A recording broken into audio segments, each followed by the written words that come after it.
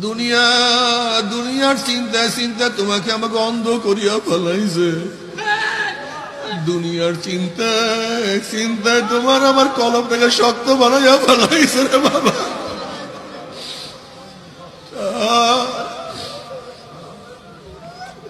সারাদিন দুনিয়া রে, ঘুম থেকে ওঠার পরে চাকরি নৌকারি ব্যবসা বাণিজ্য, এই টাকা এই পয়সা এই জায়গায় জমি, এরকম করতে করতে তো এরকম করতে করতে ঘুমাইয়া বললাম।